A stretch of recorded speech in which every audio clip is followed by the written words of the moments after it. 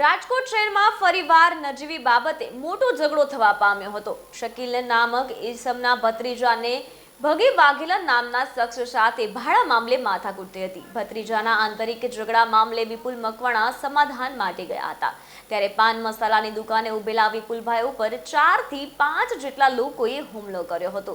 એ હુમલાના કારણે શકીલભાઈ અને વિપુલ ઘાયલ થયેલા, જેમાં વિપુલભાઈનું મોત નીપજ્યું હતું। શકીલભાઈ ઇજાગ્રસ્ત છે, જેને હાલ ખાનગી દવાખાને ખસેડવામાં આવ્યા છે। સમગ્ર મામલે રાજકોટ શહેરમાં ગઈકાલે વાવડી વિસ્તારમાં થયેલ હત્યા અંગે રાજકોટ પોલીસ વિભાગના એસીપી RS બારિયાની પ્રેસ કોન્ફરન્સ યોજાઈ હતી।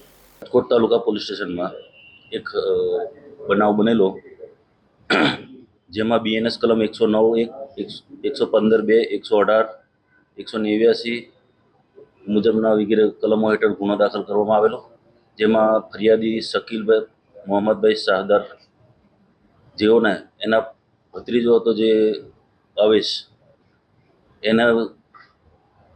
એના ઘરે આ કામના આરોપી જે છે એ ભાડું લેવાની બાબતમાં તકરાર થયેલી। એ બાબતની તકરારમાં એ લોકોને બોલાચાલી ઝઘડો થતાં ઉગ્ર સ્વરૂપ લીધેલું।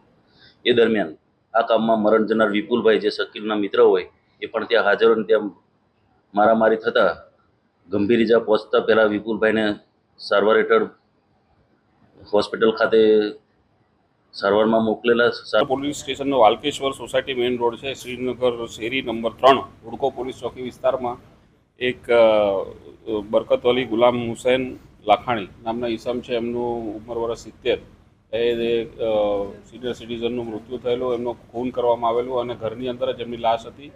અને એ બાબતે ગળાના ભાગે ને પેટના ભાગે ને છાતીના ભાગે ચક્કુના નિશાનો છે।